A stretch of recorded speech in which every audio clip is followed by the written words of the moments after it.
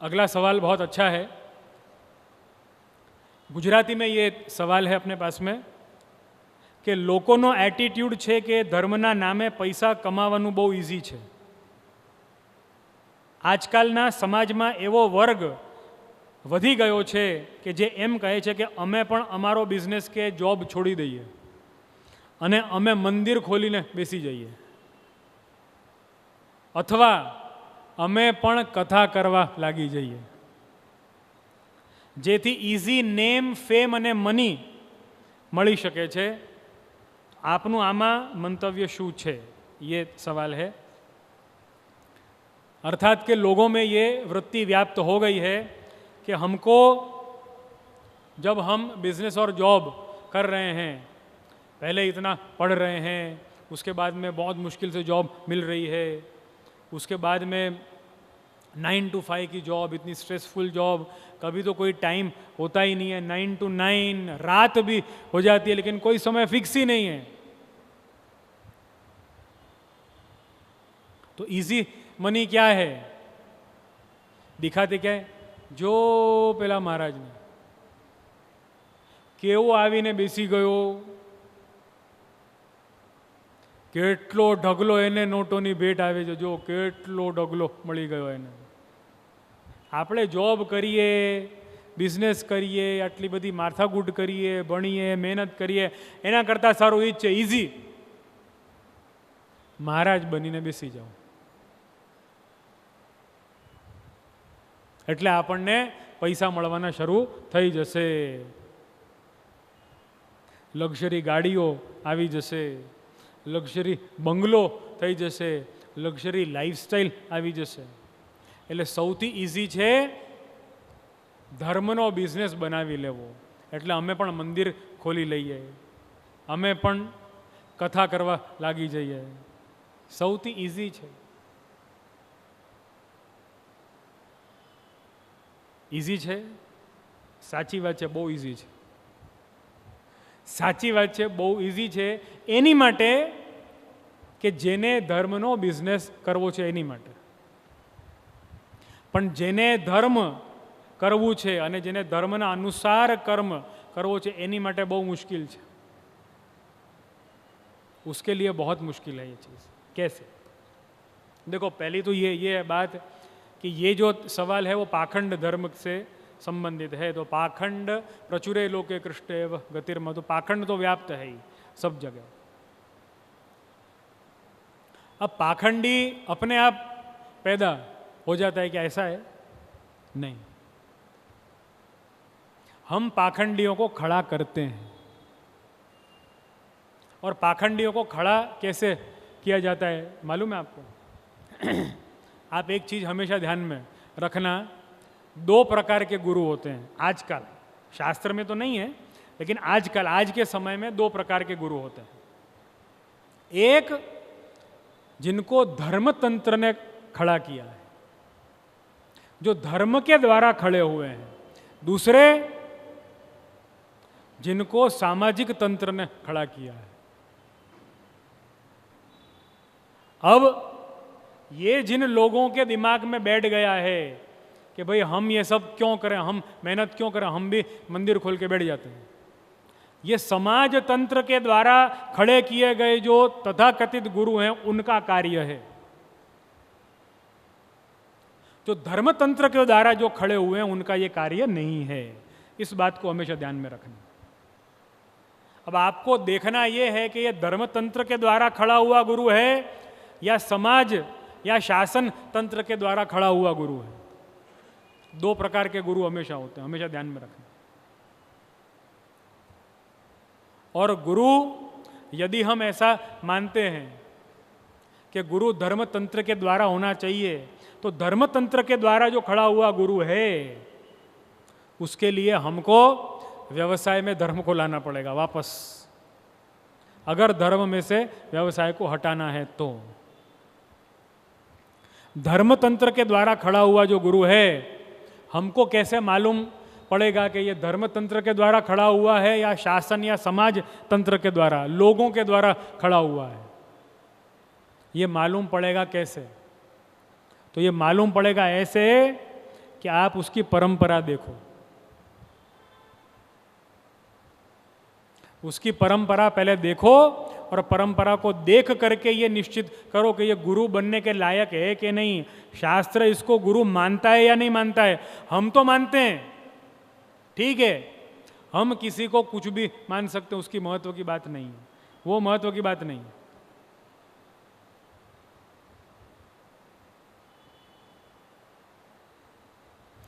मजे की बात यह है, अब गुरु जो है वो कोई भी बन रहा है, अब गुरु माँ भी हो गई है। गुरु माँ, अरे गुरु माँ कैसे हो सकती है? जबकि शास्त्र ने ये समझाया है, निवेदन विचार के अंतर्गत गुरु को पिता बताया है, लेकिन अब गुरु माँ। अरे भाई, पिता हो सकता है, गुरु को पिता तुल्य मानना, पिता तुल्य जानना, ये तो है, लेकिन अब माँ। इससे भी आगे अब गुरु हमारे फ्रेंड भी हैं, नहीं गुरु हैं। उन गुरु एक शब्द अगर आ गया तो उसमें सब आ गया। उसमें और शुरू हो गया है। ये गुरु नहीं, ये सिर्फ गुरु नहीं है, ये कौन है? सदगुरु है। अरे गुरु गुरु ही होता है और गुरु सदगुरु ही होता है। अगर वो गुरु है, एक चीज हमेशा रखना ध्यान में कि अगर वो गुरु है तो वो सदगुरु ही हो सकता है, दुर्गुरु नहीं हो सकता है। अगर वो गुरु है तो या तो वो गुरु ही नहीं होगा, और या तो वो गुरु है तो वो सदगुरु ही हो सकता है, वो दुर्गुरु हो ही नहीं सकता है। ये तो ऐसी हो गई बात। ये कौन है? भगवान है। लेकिन भगवान का ऑपोजिट शब्द क्या है? सद भगवान, दुर्भगवान। ऐसा ऐसा होता है क्या? भगवान ही होता है, भगवान ही होता है सिर्फ। ऐसे ही गुरु भी गुरु ही होता है। गुरु माँ, सदगुरु, फलाना ढिकना, ऐसा नहीं होता है। अगर वो गुरु है, आप धर्म तंत्र के आधार पर गुरु का पद उसे प्राप्त हुआ है कि नहीं, वो आप देखो। हमको क्या मालूम, हम तो अज्ञानी हैं, हमको समझ में कहाँ से आएगा कि ये धर्म तंत्र के द्वारा हुआ है या शासन या समाज किसके द्वारा, हमको क्या मालूम, हमको ये समझ में कहाँ से आएगा? तो तुमको ये समझ में ना आता है ना कि तुम जो गाड़ी ले रहे हो उसका इंजन कितने सीसी का है, मोबाइल तुम ले रहे हो उसका कैमरा कितने पिक्सल का है, ये सब समझ में आता है। तुम्हारी टिकट, ट्रैवलिंग की टिकट अगर ट्रेन की है तो वो थर्ड क्लास की है, फर्स्ट क्लास की है, या फिर वेटिंग में ही हो, मालूम होता है ना। जिसको जाना है सीरियसली, जिसको ट्रेन में बैठना है, जिसको यात्रा करनी है सीरियसली, उसको सब मालूम होता है। वो कहीं से भी कुछ भी पता कर लेता है, क्योंकि वो गंभीर है। देखो, क्योंकि वो सीरियस है।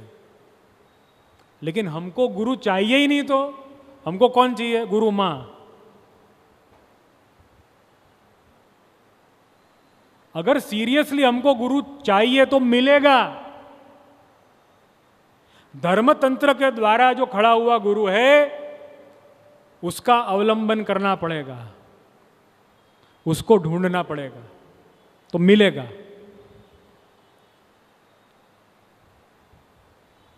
तो जिस किसी को भी ये हो रहा है कि हमको समझ में कहाँ से आए, तो कहाँ से आए? जिसके पास में जा रहे हो ना, उसको ही पूछो कि भैया किस शास्त्र में क्या आज्ञा है कि आपको गुरु पद प्राप्त हुआ है, समझाइए कृपया हमको। हाथ जोड़ के विनती करके, प्रणाम करके, विवेक पूर्वक, विनय पूर्वक समझाओ।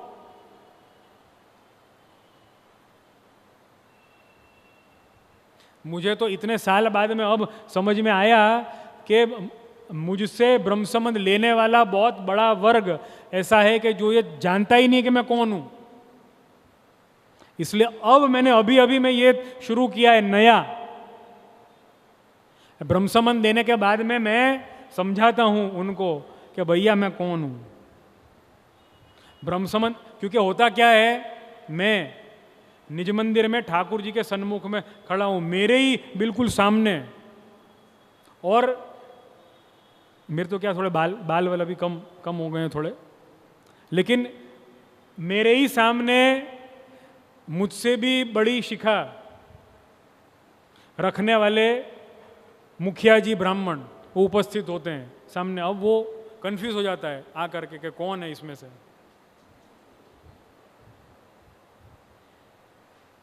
दिमाग में उसके चालू हो जाता है अक्कड़ बक्कड़ बम्बे बो।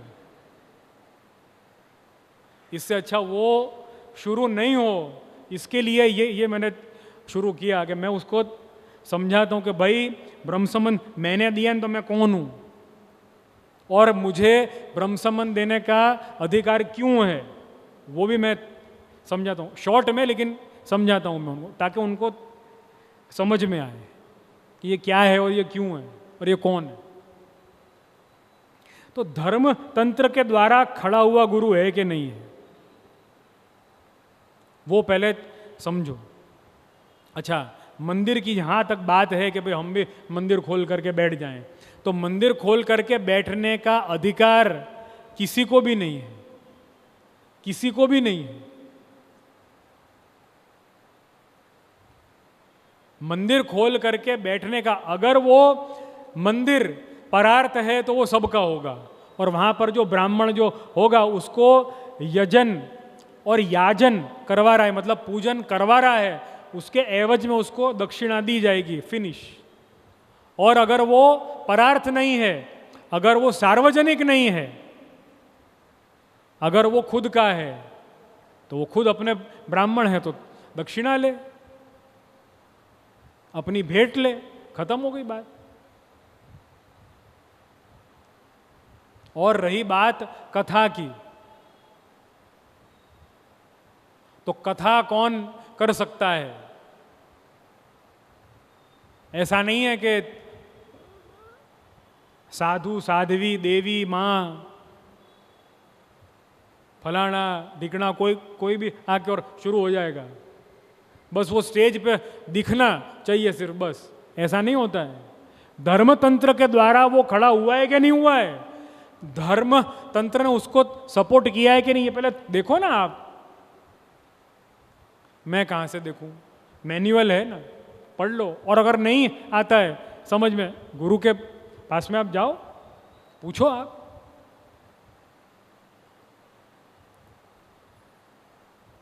तो कथा करने का अधिकार कौन को है, इसके लिए भागवत जी, भागवत महात्म्य में बहुत सुंदर विस्तार से वर्णन है इसका।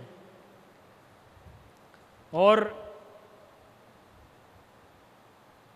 जितने वर्णन अपन को सुनने हैं उतने हैं, लेकिन भागवत महात्म्य में 6ठा अध्याय और 20वां श्लोक यहाँ पे रिमार्केबल है। विरक्तो वैष्णवो विप्रो वेद शास्त्र विशुद्धिकृत दृष्टांत कुशलो धीरो वक्ता कार्योति निस्पृह। अर्थात क्या है इसका? जो वेद और शास्त्र की स्पष्ट व्याख्या करने में समर्थ हो, कथा उसकी सुननी चाहिए। तो अपन को ये लगेगा ऐसे तो बहुत हैं, तो अच्छा तरह तरह के दृष्टांत दे सके ऐसे तो और भी ज़्यादा हैं, तो फिर और विवेकी हो, विवेकी तो बहुत है, और जो अनाधिकारी होगा ना वो विवेकी ज़्यादा ही होगा कुछ हो। देखना आप हमेशा, जो अधिकारी नहीं होगा अनाधिकारी होगा ना, विवेकी ज़्यादा ही होगा। वैसा ही है ये कुछ कि अगर किसी फ्रॉड का कॉल आएगा ना तो वो विवेकी ज़्यादा ही होगा, वो कुछ उसकी बात में अपन तुरंत आ जाएंगे, तुरंत। वैसा ही है ये कुछ। फिर कहा अत्यंत निस्पृह हो। निस्पृह, उसे सत्य बात कहने में कोई विचार ना आए, शर्म ना आए, सत्य है इसलिए कह रहा हूं। शास्त्र है और शास्त्र सत्य है इसलिए कह रहा हूं। निस्पृह हो, विचार ना आए कि ये बोलूं नहीं, शास्त्र की बात है इसलिए बोल रहा हूं। प्रमाण होना चाहिए उसके पास में, शास्त्र होना चाहिए उसके पास में। निस्पृह हो और ऐसे विरक्त हो उसके जीवन में, उसके स्वभाव में खास करके विरक्ति होनी चाहिए, अनुरक्ति नहीं होनी चाहिए। विरक्ति का अर्थ क्या है जानते हो ना? આપણે એમ કહીએ ને કે उसके जीवन में त्याग और तप होना चाहिए, संसार में आसक्ति नहीं होनी चाहिए, विरक्ति होनी चाहिए। संसार में आसक्ति नहीं होनी चाहिए, मेरे बात को हमेशा ध्यान से सुनना। हमने क्या मान ली है? संसार ही नहीं होना चाहिए इसका, तो इसका संसार ही नहीं होना चाहिए। नहीं, संसार में विरक्ति होनी चाहिए। संसार होना चाहिए लेकिन संसार में विरक्ति होनी चाहिए। हमने क्या मान लिया है? संसार ही नहीं होना चाहिए इसका, तो भाई ऐसा नहीं है, विरक्त होना चाहिए। और विष्णु भक्त ब्राह्मण को वक्ता बनाना चाहिए। भागवत जी के लिए विष्णु भक्त ब्राह्मण को, किसी को भी संशय हो या मेरी बात का विश्वास न हो तो भागवत महात्म्य का 6ठा अध्याय और 20वां श्लोक दुनिया के किसी भी व्यक्ति से जा करके पूछ लेना कि उसका मतलब क्या होता है। और अगर उसका मतलब यही है तो इसी अनुसार करना योग्य है। नहीं, हमको तो उसकी कथा सुननी बहुत अच्छी लगती है। अच्छी कुछ भी लगे, अच्छा कुछ भी हो, उससे क्या होता है? जो अच्छा होता है वो हमेशा सही नहीं होता है। अच्छा है लेकिन सही नहीं। अच्छा सुन भी लिया तो भी फल सही प्राप्त नहीं होगा। अगर हाँ अच्छा सुन के अच्छा फल हमको चाहिए, मिल सकता है, लेकिन अच्छा सुन लिया लेकिन फल सही चाहिए, वो नहीं मिलेगा। हमेशा इस बात को ध्यान में रखना। कथा भी इस ढंग से करी जाए तो हो सकता है। इसलिए कोई अगर बोलता है, अगर ऐसा बिजनेस छोड़ करके मेरे को कोई फायदा नहीं हो रहा है, अच्छा कथा करने वाला, यद्यपि कथा करने वाले को भागवत की कथा पर वृत्ति निषेध कही है महाप्रभु जी ने, इसलिए पुष्टि मार्गी हो तो वो हो नहीं सकता जो भागवत की वृत्ति करता है। लेकिन पुष्टि मार्गीय नहीं होने के बावजूद अगर वैष्णव अन्य संप्रदाय का दीक्षित है, वैष्णव है, और अगर वो कथा कर रहा है, पुष्टि मार्गीय है, तो वो वृत्ति कर नहीं सकता भागवत की, भागवत जी पे कुछ मांग नहीं सकता, ये निश्चित है बात। लेकिन अगर वैष्णव है, विरक्त है, तो उसे क्या दिया जाए? अब मुद्दा यही है कि देना क्या है। मुद्दा यही है कि देना क्या है। मेरे पास में आज तक भागवत जी के मनोरथ के, भागवत वचनामृत का आयोजन करने वाले मेरे पास में 3 प्रकार के लोग आए हैं, 3 प्रकार के वैष्णव आए हैं। एक जो विवेकपूर्ण निवेदन करते हैं कि जे हमें आपने सुभेट धरिए, तब मैं उनको बोलता हूं कि महाप्रभु जी ने भागवत जी की वृत्ति निषेध करी है, इसलिए इस पर कोई भेंट, वैसे भी हमारे यहाँ पे अपने पुष्टि भक्ति मार्ग में भेंट का फिक्सेशन कभी नहीं हो सकता है, तो भागवत जी के लिए तो सवाल ही नहीं है। और मेरे भागवत जी के आयोजन में मैं वृत्त्यर्थम नैव युंजित प्राणै ही कंठ कतैरपि निबंध का महाप्रभु जी का वचन ये मैं छपवाता हूं भागवत जी के निमंत्रण पत्रिका में। या तो कम से कम इतना तो मैं लिखवाते हूं कि महाप्रभु जी के सिद्धांतों के अनुसार ये भागवत जी का आयोजन हो रहा है। तो ऐसे आयोजन, ये स्पष्ट होने के बावजूद भी मेरे पास में 3 प्रकार के मनोरथी वैष्णव आते हैं। पहला, जे आपको क्या भेंट धरनी है, तो जब हम बोलते हैं कि भाई ऐसा कोई फिक्सेशन नहीं है, आपकी इच्छा हो तो ठीक है और इच्छा नहीं हो तो भी ठीक है। अच्छा, ऐसा बोल के वो लोग चले जाते हैं। दूसरे पूछते हैं कि क्या भेंट धरनी है, बताओ। खर्चा क्या आएगा, बताओ। दूसरे वो आते हैं। और तीसरे जबरदस्त आते हैं। तीसरे आ करके पूछते हैं खर्चा क्या होगा, कितना लोगे, बताओ। अब जब कहा कि नहीं ऐसा अपने मार्ग का सिद्धांत नहीं है, मैं एक चीज़ उनसे मांगता हूँ निश्चित तौर पे, और वो मैं एक चीज़ हर मनोरथी से, भागवत के मनोरथी से मांगता हूँ, वो ये है कि आप भागवत जी जो है वो निरहेतु कदम्बता आप करो, किसी भी हेतु से आप मत करो, महाप्रभु जी की आज्ञा का पालन करो। लेटेस्ट में मेरे पास में एक भागवत जी के लिए मनोरथी एक आए कि आपके श्रीमुख से सुनने की इच्छा है। मैंने की बहुत अच्छी बात है। उनको मैंने यही कहा कि मुझे कुछ नहीं चाहिए, लेकिन एक चीज़ मुझे चाहिए, मोक्षार्थ भागवत मत करो, किसी भी हेतु से लाभार्थ भागवत मत करो, केवल और केवल भगवत नाम संकीर्तन आनंद के लिए, प्रभु सुख के लिए भागवत जी का आयोजन करो। और वो करना चाहिए, गुरु के मुख से भागवत सुबोधिनी जी सुननी चाहिए।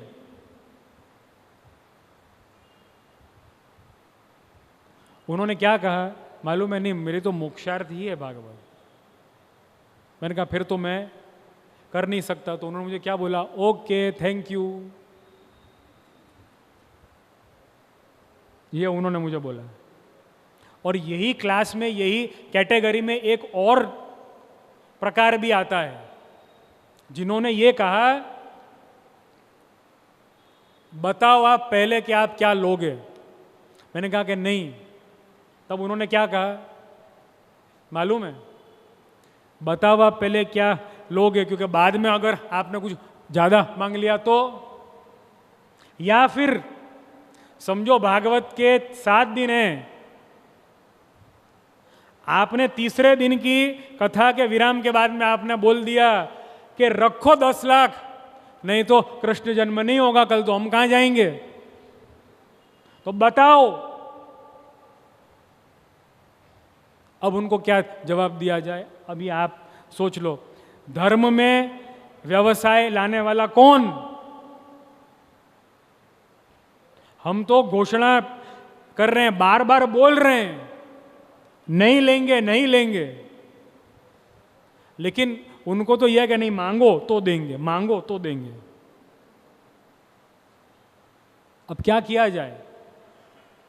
आप सब जितने भी ये वचनों को सुन रहे हैं, आप ऐसे लोगों को समझाना, हमारे एक के समझाने से कुछ नहीं हो रहा है।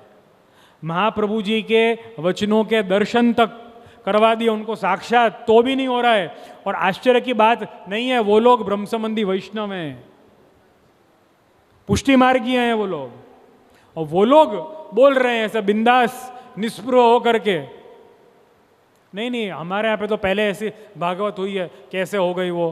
अरे मैंने की कैसे हो गई वो, मुझे क्या मालूम, मैंने थोड़ी की है।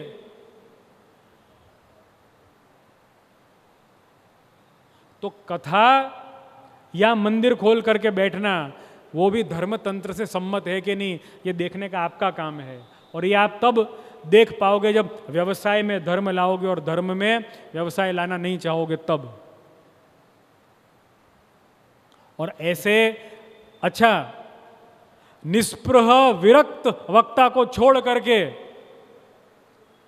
और जो याचित है, जो याचना करने वाला है, मांगने वाला है, ऐसे वक्ता का चुनाव किया जाता है। तो धर्म में व्यवसाय लाया कौन? और फिर हमको ज्ञान दिया जाता है। ऐसा है तो आप एक काम करो ना, आप उनको अवैष्णव मान लो। वो लोग वैष्णव हैं ही नहीं, अवैष्णव मान के उनको छोड़ दो। वो लोग पुष्टि मार्गीय नहीं, उनका क्या काम? पुष्टि मार्ग में जिसको आना होगा वो अपने आप आएगा। तुम अपने आप आ गए थे हैं? कहाँ से आए थे तुम? विचार करके देखना आप सब जो यहाँ पर बैठे हैं और जो ये सुन रहे हैं, आप सबका ब्रह्म संबंध कैसे हुआ था? विचार करके देखना कैसे हुआ था, दिलवाया था किसने, कैसे? आपने जब ब्रह्म संबंध लिया था तब आपकी भावना क्या थी? उसके बाद में भी कोई 5, 7, 10 सालों तक आपकी भावना क्या थी? विचार करके देखना इस बात को। धर्म में व्यवसाय लाया कौन? अच्छा, दूसरी एक बात, हम जब खर्चे की लिस्ट देते हैं, मतलब कि जो संगीतज्ञ आएंगे हमारे साथ में उनका इतना होगा, टिकट की लिस्ट जो है वो देते हैं, इतने जन की टिकट ले लेना आप भाई, उसमें भी काट छाट शुरू हो गई है। इतने जन की टिकट हम दे नहीं सकेंगे, इतने जन की हम इस क्लास में देंगे, उस क्लास में नहीं देंगे। ठीक है, चला लेते हैं हम तो, कोई बात नहीं, उसमें भी नहीं है डिमांड, तो भी धर्म में व्यवसाय डाला जाता है जबरदस्ती। कितना रोकोगे, कितना रोकोगे, कितना टोकोगे? अगर इसको रोकना है, इसको टोकना है, तो वो उत्तरदायित्व आपका होगा, और सिर्फ वो बोल के नहीं होगा, बोल के नहीं होगा, वो तब होगा जब आप निस्पृह विरक्त ब्राह्मण वक्ता ढूंढो, आप धर्म तंत्र का अवलंबन करो, आप तब होगा वो, नहीं तो नहीं होगा।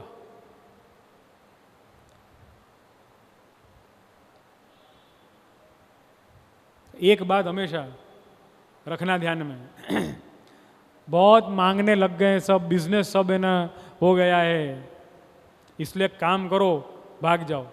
भागना बहुत आसान है, जागना बहुत मुश्किल है। 1 सेकंड में भाग जाओ, આપણને તો ફાવતું નથી, જો બહુ બિઝનેસ થઈ ગયો છે, બહુ ખરાબ થઈ ગયું છે, બહુ પોલિટિક્સ થઈ ગઈ છે, तो कीचड़ में उतर कर ही कमल को खिलाया जा सकता है, और कीचड़ में उतर कर ही कमल मिल सकता है। हमसे कमल बनने की अपेक्षा अगर है तो ये ध्यान में रखना कि हमको कीचड़ में रहना पड़ेगा, और हम तक पहुंचने के लिए तुमको भी कीचड़ में आना पड़ेगा। तुम तो कहो नहीं नहीं नहीं, मैं कीचड़ में भी नहीं आऊं, सिर्फ करूं क्या, मैं पत्थर मारूं कीचड़ में, ये कीचड़ है, ये कीचड़। पत्थर मारने से नहीं होगा, पत्थर मारने से कुछ नहीं होगा। तो अगर किसी को लगता है ऐसा कि बहुत इजी है, मंदिर खोल लेना, कथा कर लेना, तो इजी बिल्कुल भी नहीं है। हाँ, इजी तब है जब वो धर्म को मानता ही ना हो, व्यवसाय को ही जानता हो। लेकिन अगर आप लोगों को ये वस्तु खत्म करनी है तो आप लोगों को धर्म तंत्र का अवलंबन करना पड़ेगा। आप लोग धार्मिक जब बनोगे सच्चे अर्थ में, शास्त्र को जब मानोगे, शास्त्र का अवलंबन जब आप करोगे, तब होगा वो, नहीं तो नहीं होगा।